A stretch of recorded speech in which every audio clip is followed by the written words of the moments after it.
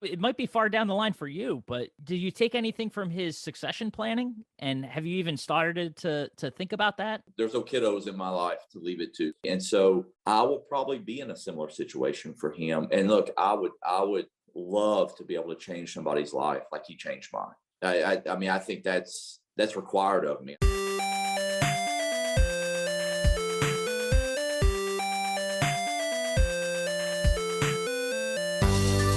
Welcome into the Independent Thinking Podcast. This is your host, Rob Stott.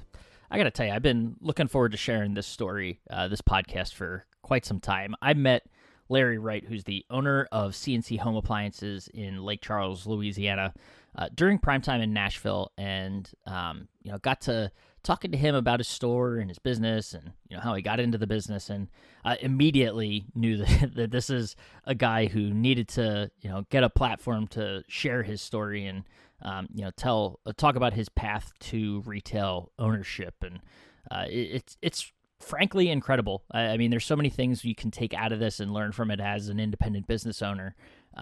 Strictly, I mean, for first off, from the succession planning standpoint, because Larry purchased his business at 25 years old from the owner who was looking to get out of retail ownership, and saw in Larry someone that he thought could potentially own the business. And lo and behold, it worked out. And, Larry now is just about 17, almost 2 decades into ownership and doing his thing and making it work down there for C&C. And I mean, it's just crazy to see someone who never really ever put two thoughts or two, seconds worth of thought into potentially owning a retail store, only to find himself, running a successful business down there and doing well for himself, and implementing changes that, from the get-go that he thought could be, beneficial to the business, and just making it work, on his own. He and his wife, they're the owners of C&C Home Appliances, and just excited to, dive into it with him and share his story with the rest of, the audience here and listeners of the Independent Thinking Podcast. So I don't want to steal any more of his thunder, so let's just go ahead and dive into it. This is Larry Wright of C&C Home Appliances here on the Independent Thinking Podcast.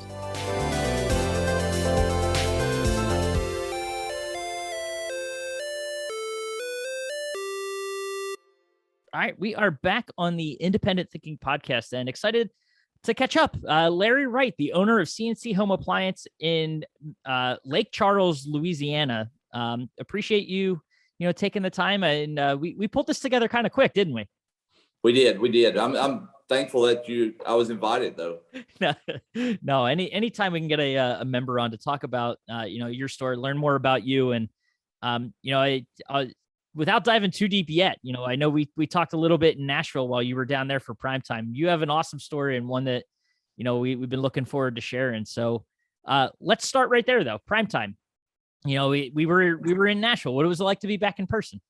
Man, it was nice. It was nice to see everybody and be able to talk face to face again. I mean, the virtual stuff was okay, but I definitely prefer to go and see and be able to talk face to face. It was really, really nice. Yeah. Now, have you done any events, since I guess during these last 18 months since the pandemic set in? No, we haven't done anything at all. Primetime was really the very first thing that I think that was the first time I had flown in those 18 months. So it was, we have been sticking. I mean, of course, we had the hurricane where we're at too. So yeah, there's a lot of focus on just getting things back to normal around here. Well, how was the travel? What was it like after first time in 18 months getting on a plane? It was okay. It's different. You got to play by the rules and that stuff. But no big deal. I mean, I was comfortable. I thought it was okay, and I mean, just different, but not unbearable by any stretch. And I also have to ask, you mentioned the hurricanes. You guys, Ida, I'm up here in Philly. We had the remnants up here too that brought like 7 tornadoes with it. So I know you guys got hit pretty hard down there. How is it down there? Well, thankfully for us, we're all the way on the western side of the state, and Ida got the east. And not that I wish it on those guys, because I, of course, have a lot of friends. There's a lot of members there. And thankfully, all the ones I've spoken to made it through okay. For us, Ida was kind of a non-event. While it was floating around in the Gulf, it got us all scared and a little bit of PTSD from when we did Laura last year.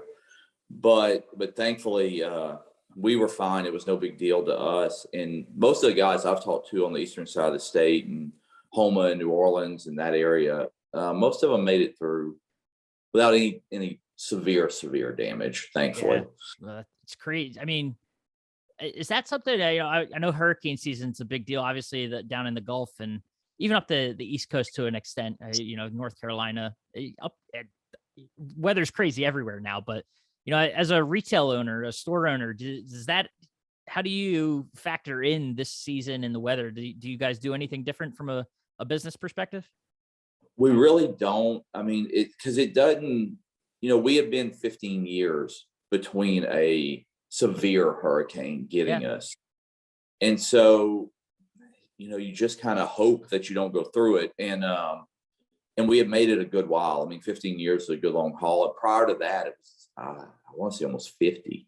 Yeah. And so, we had done well, but no, the only thing you do is if it's coming, like if you have enough notice, I mean, you try to load in or you try to place orders to be prepared, because afterward, right. Like for us, I mean, the month we were closed for 30 days because the store was destroyed, and it took a little while to find another location and whatnot. The month we reopened, we beat our biggest month. We more than doubled it, the biggest month in the history of the company. And is that which was dead 15 years ago with the previous hurricane? Now, was that because of need of the customers and things like that? Man, crazy. Because you have so many people that that they don't have anything, and this one was severe. I mean, this one was by far the worst one I've done in my lifetime, and and so you have so many people that have to put their house back together. I mean, I had to do that. I didn't live in my house for 8 months. Yeah, and so you have a lot of work to get everything back together, and we're still doing it. I mean, we're 13 months in. They started construction on my building today. Wow. Today's the very first day where they started doing repairs.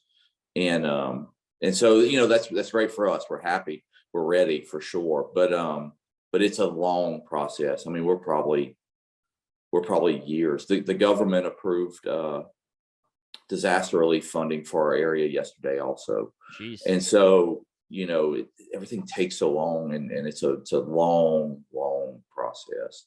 Well, the fact that it's starting, got to feel like there's at least a little bit of light at the end of the tunnel for that. Oh, it's wonderful. It's wonderful. You've been waiting so long and arguing with the insurance company and all that stuff. Yeah, it did. When the guys were there putting the new roof on this morning, it was, man, it's good.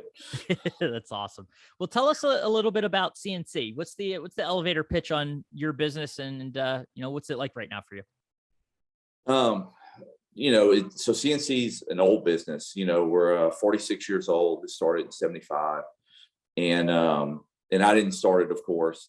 It was started by a father-son combination, and at that time it was Chick LeBlanc Appliance, which was the father's name.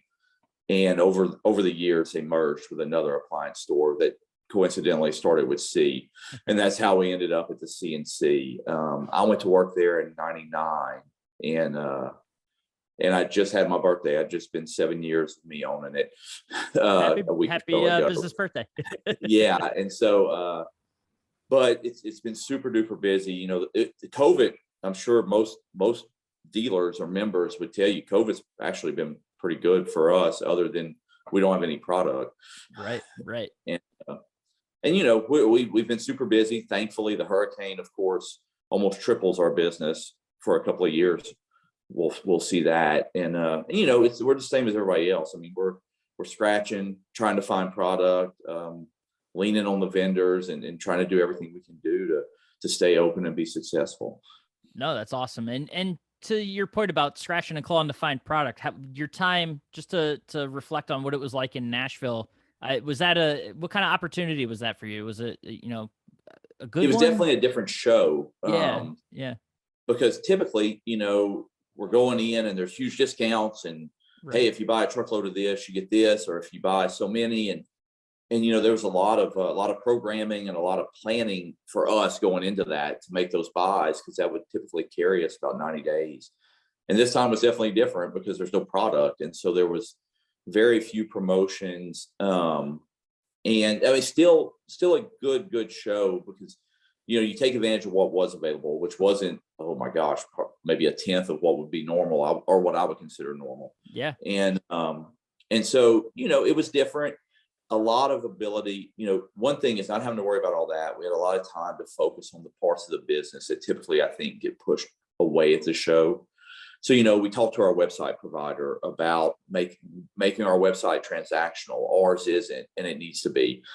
And so we had a good long meeting with them about what do we have to do? What are the steps we need to take to make our website transactional? Because, the world, COVID's changed things.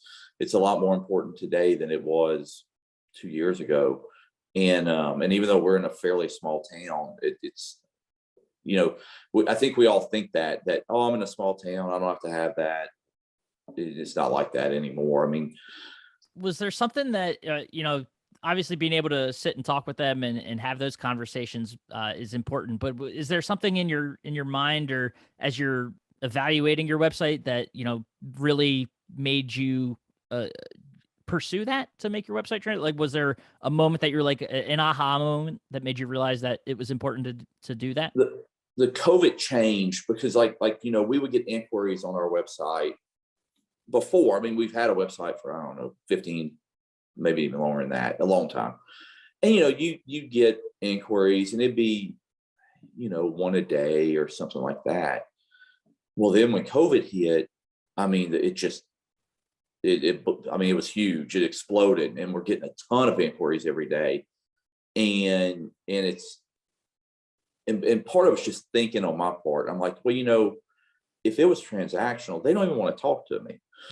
They want to, I mean, they don't. They want to buy it, and the next thing they get is a call, schedule, and delivery. And I'm looking at it and I'm like, well, that's so easy. I don't have to, the salesman doesn't have to be caught up with them. You don't have to, there's no time. I mean, you don't have to do anything. And so it's a lot easier in my view. I'm sure it's harder than I think it is. But I was looking at it and I was like, well, what am I doing? Why did I wait so long? It doesn't make any sense. And so, but when we go to the show, typically I'm so focused on buying product. Yep. That, you get to the second day of the show and I've got 14 minutes left before it closes and I'm trying to go see the website people. And that's, it doesn't. And so this time we had plenty of time and we had good meeting with them. And of course, the group has a lot of people that are a huge help. I sat and talked to Jen Danko, who I've known for forever, almost as long as I've been in the business. I've known her, and about what we needed to do and what she think was the best way for us to pursue this and stuff like that. And I mean, normally I just don't feel like I have time for some of that. Yeah. And that makes sense. So this show was nice on that, from that respect, that there was a lot more time to get help and to sit and talk with people and look at some new ideas that I typically wouldn't have took the time to do. Yeah. So now is your website transactional today? It is not. It's hopefully Gotcha. we're going to switch it the first of the year. Gotcha. So we'll roll over. We're only 2-3 months away. Yeah. And we'll roll over to be transactional and jump into that part of the business, which will be new for us. It'll be yeah. I'm sure there'll be a learning curve there. I know there's definitely going to be more as it does turn on, but in the run up to it, what are you doing to kind of prep for that, for both for the website and then also for your team as well? Well, right. Well, we assigned somebody to handle it, because that was one thing is before there wasn't enough of it that it was like, oh, it's your turn, then it's your turn, then it's your turn. Well, now it's somebody needs to be focused on it. We need to have somebody dedicated to it, taking care of it. And so that was the first big step. And something that we're actually still working on, this part of it, is to integrate our inventory into the website so that when they see it, the POS system is feeding the inventory into it. Yep. Because it never fails. The people, if you just give them the website and there's 10 million things on there they can order, they're never going to pick something you have in stock. I mean, it just doesn't. They always want the weird, odd thing that you would never have in stock either. Right. And not on purpose anyway. and so that's another big thing we're focused on, is where they know this is available. If I buy this, I can get delivery quickly, and we can. And so, to make it as easy as we can, and then I guess it'll kind of be a run up to see if it does increase business, which hopefully it does. Yeah. Whether we need to grow any more to handle that. No, that'll be an awesome. Now I've got it on my calendar. I'll drop it on there to follow up with you and see how it's going and check in with you. So that's good to know. Hopefully it's going great. I'm not going crazy.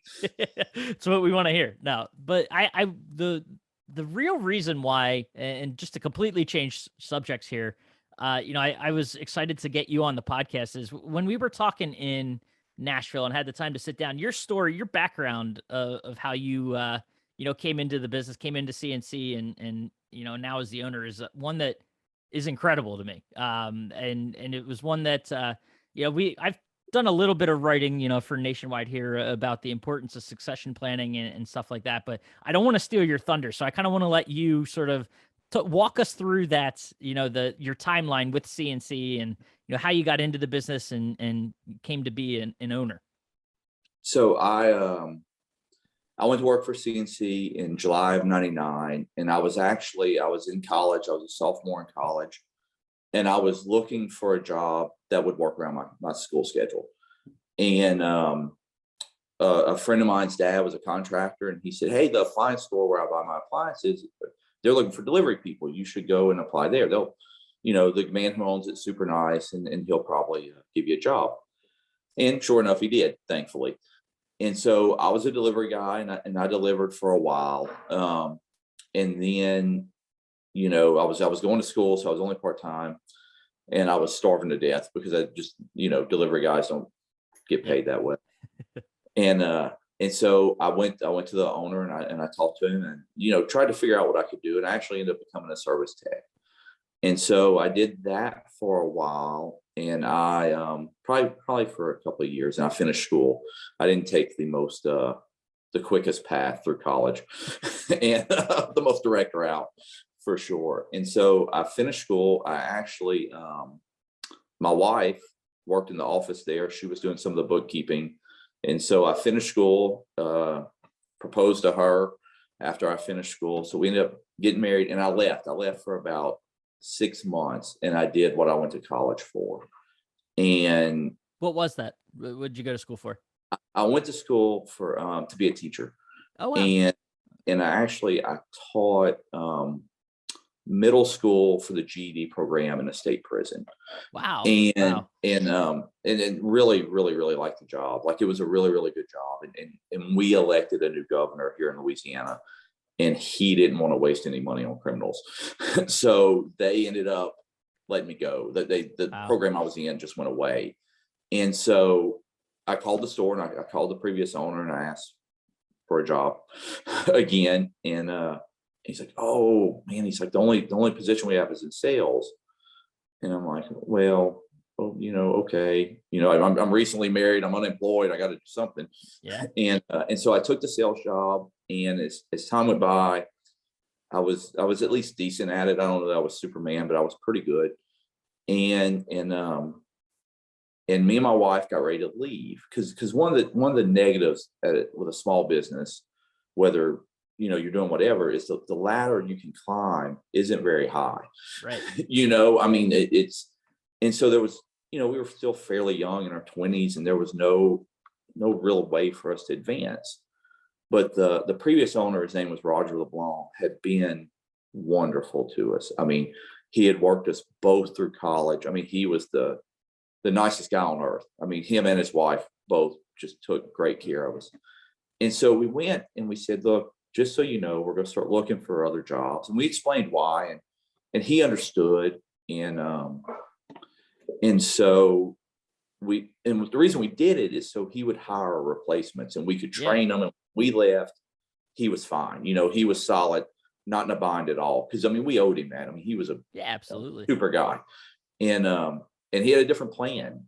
And so, he asked if we could eat dinner at their house, and I had never done that. And so we went over and met, and he said, "Well, do you want to buy the business?" And I remember my first response was, "You know what I make. I don't have any money."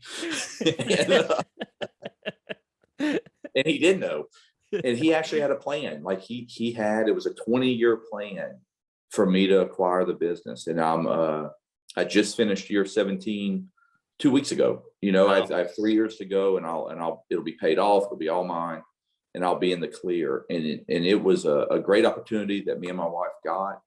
We took it, and it worked out really well for him and us. It was it's kind of a complicated way to do it, but it worked out really, really well for both of us. He got time off those last 10 years. He worked 10 of the years, and then he retired. And the other 10 years, I just mail checks. And Yeah. the 10 years, though, he got a ton of time off. I got 10 years worth of training from Yeah. somebody who was good at it, who knew how to do it. And I got to go to the show. I'd never done that before. He actually got sick about 3 years into it. He got diagnosed with cancer, Ah. and ended up at MD Anderson for a while. And that's where I really learned, though, that, I mean, it was a terrible experience for him to be sick and have to go through it. But it was some accelerated training for sure, because we went, I think, 6 months. He never came in the store. He was in the hospital that entire time, and he whipped the cancer, and we got a good ways to get trained after that too. But it was I always say, getting thrown in the deep end isn't the most pleasant way to learn how to swim, but it's effective. Yeah, no, I can only imagine. And I mean, there's so much to unpack there. I want to start by, the cool thing about this is that you kind of got to touch every part of the business before it was even presented to you the idea that you could own the business. So what does, going from delivery to service to sales, what did that do for you from an experience perspective, now as an owner? Well, it was a big factor in him choosing me and my wife, is because I had done most of the spots in the store, at least at some point in time, for a while. And she had done the bookkeeping for 7-8 years at that point.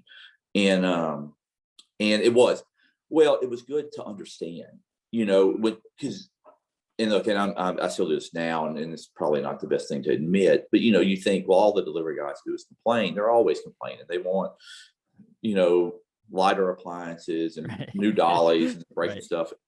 But when you've actually done it, you kind of have at least a little bit of understanding or sympathy. And we're a self-servicing dealer, and it's the same thing. If a customer is upset and you're talking to the service guy, I mean, it helps to understand what he's talking about. And I still do that now. Even occasionally now, over the course of a year, I'll ride a day with a service guy to see what they're doing, and try to make sure that I'm up to date. So if I have to, if there's an issue with a customer, and the customer's upset, I want to be able to talk to them in an informed way. Yeah, And absolutely. and so I try to do all that. But it was a big factor in why I was chosen, is because I knew I had done it. I at least had a basic understanding of it. I know it's impossible probably to envision that the situation you've gone through playing out, but as you're touching every part of the business, and you're getting ready to move on, did it ever even once cross your mind that there is an opportunity to potentially be an owner of a retail store? No, not at all. Until Roger said it, I hadn't even considered it, because I wasn't family. Like, I wasn't, neither me or my wife were related to him. And he has children. I mean, he has a daughter that's a little bit older than me, and he has a son that we're the same age. And don't get me wrong, both of his children are very successful, and they have careers that on their own. And I knew that. Like, I knew they wouldn't. I don't know. It never occurred to me, and that's a big thing. Like, when we talk about succession planning, I think with a lot of dealers, if their children are not interested in it, I really wish I bet a bunch of them have a person who could do it. And Yeah. there's ways to make it work. There's ways to make it work. Well, there's also the aspect too. Like, he asked you, what made you want to say yes? Because that you're not, as you said, you went to school for something completely different. What was it that made you feel like, yeah, maybe this is what we want to do? Well, I definitely, me and my wife both went to school for something completely unrelated to what we do, Yeah. which is plenty of people Yeah, go to for school. sure. They don't, but, part of it was just, he had been really successful. It had been really, really good for him. We had a ton of confidence in him and his wife in their ability to train us, in that they had been super successful. If we could just keep doing what they did, that we would be super successful. And there's a lot of appeal to being your own boss, and to having that freedom that you wouldn't normally have. And so, although that maybe doesn't work out like you always think it will, because the freedom kind of goes away when you're the owner to an extent. But yeah, so I don't know. We both enjoyed what we did. When we were getting ready to leave, it had nothing to do with being unhappy with the job. It was just, you're 25, 26 years old, and there's nowhere else for you to move up. And that for me, I was more ambitious than that, and so was my wife. And so I couldn't have done that. And so the thought of just, well, I can skip straight to the top, that sounds wonderful. And some of it, you think, especially at that age, you think it's going to be a little bit different than it is when you actually get there. The stress and some of that, you don't think about that part. And I always tell a story when I bought the store. January for all of us is a slow time of year. And so Roger, the man I bought the store from, called me the first January. I was by myself. And it was a day where people had called in sick, and we had a truck breakdown, and it just, everything that went wrong, it went wrong. And so he calls, and of course he's newly retired, and he's just happy and, and chipper. And so he's like, well, how's your day going, buddy? And I'm like, well, not great. And that's not exactly how I said it, but, and so I went through and I did all these complaints, and I'm like, sales are slow, and people are calling sick, and a truck broke, and all the things that were going wrong for me. And it was just a bad day. And he said, and at that point, I had been at the store for 15 years. And he said, you've been through 15 Januaries. You know it's like this. And I said, yeah, but it never bothered me like this. And he said, why? I said, because it was your money then. and and he said, that makes a difference. I said, it turns out it does. and but you don't see that until you're in there. You don't realize it. Well, your wife might have worked in the books, but she didn't give you any warning. She did, but it still wasn't our money. It's different, and it definitely is different and more stressful, But I will say, on the flip side, when it goes good, it's that much more rewarding too. Yeah, I when you imagine. do something really well and you hit a home run, or you're really successful, that's different too. It's a lot better when it's you. Yeah. Well, something you said, you got to see him be successful, and you want to emulate that for sure. Are there parts of the business that, now that you have the reins and you can run it, I imagine digital being one of them, but are there parts of the business that you've been able to put your own footprint on, or kind of mold in the way that you see that maybe wasn't in his vision? We've definitely made some changes, some to the way we advertise, and look, we advertised a ton when he was there, and it worked. Like, he was recognizable. I mean, he was in the spots, and he had done a really good job. I mean, wonderful job. But, we talked about one of the instances, we didn't do very much digital, but of course it was 7 years ago, and things were different. Now digital is it might almost be the biggest part of our advertising now. I don't know that it's the biggest, but it's up there. It's right there if it's not. And so that changed. And one thing we changed in advertising is we just addressed the problem. If you ask anybody, would you rather buy local or buy from a box store? Nobody says the box store. Right. Literally nobody. Yeah. And so when you say, well, then why don't you? Then why do you go to the box store? Because if you don't want to go there, what are you doing? Why are you go there? Right. And they all say price, like every single one of them. That not every one of them, but it's probably, in my opinion, it's the number one factor. And so we just addressed it. So the ads switched to saying, look, if you're not coming for price, we'll fix that. We'll just be the same price. Yeah, that's easy. We can do that all day. And we were doing it. We were already doing it. We just wasn't saying it. Yeah. And so, we changed that message and we just addressed it. And then, the things that independents do better than, we deliver faster. The salesmen are more knowledgeable. You're able to get help. For us, we have our own service department. And so we just went through that and just said, if you're going to spend the same money on the same product, don't you want all this other stuff we throw in for free pretty much? And, and so I think that advertising and just taking that message and then hammering it and then just killing it really helped us. And we've grown. We expanded. We have a second location. We didn't have that. And so we've taken some steps and some of the things he wasn't, some of the things after he retired, we talked. And because look, you got a guy with 40 years advice experience. You got to ask him for advice. And some things he's like, I don't think that's a good idea. Or some things were like, well, that's not the way we always did it. And I'm like, well, it's not 30 years ago either, And so we talk and I miss him. He's passed away now, and I miss getting that advice. But and times change. I mean, my gosh, who saw COVID and all this? Yeah, it's crazy. Well, it's cool that you had the opportunity to still do that and had a close relationship. And I know it might be far down the line for you, but do you take anything from his succession planning and kind of how he went about it with you? And have you even started to think about that? I really haven't, I guess, because I still have a long way to go. But I will say I don't have any children.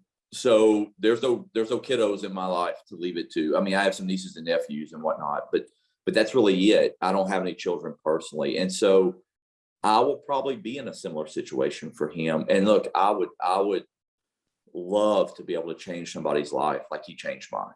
I mean, I think that's required of me. I think I should be doing that. And I always try to remember that, because I mean, he took where I was at and moved me to a whole different place that I never even saw coming or wouldn't have dreamed I'd be able to get to.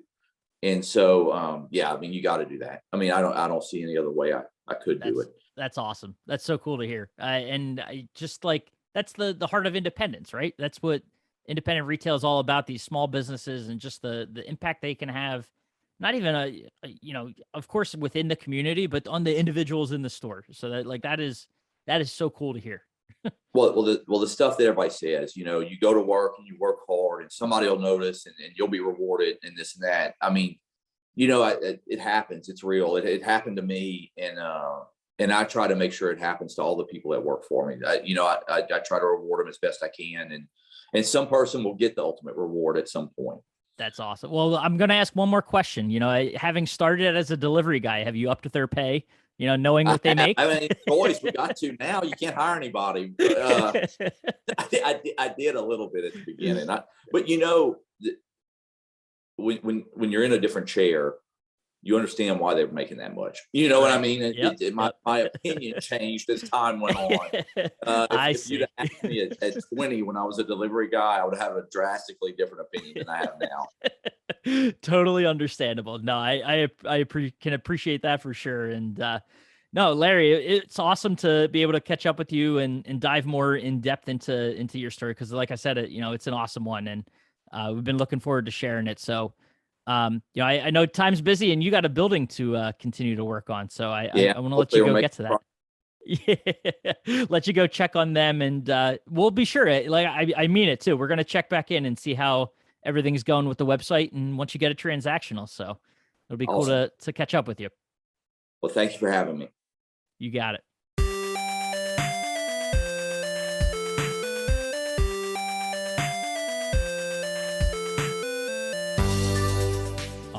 And thanks again to Larry for taking the time and sharing his story. Like I said, it's an incredible one. One that you see so many. There's so many different walks of life in this industry, in this retail industry, and he's just another example of someone who's a day-to-day grinder. I mean, just making it work for himself and taking advantage of an opportunity that was presented to him, and just running with it and doing, well and doing, good by himself, his family, his community. And just love sharing those stories and hearing them all the time, with this membership and just with the independent retail channel in general. So as always, appreciate you listening to the Independent Thinking Podcast, and we will catch you next time.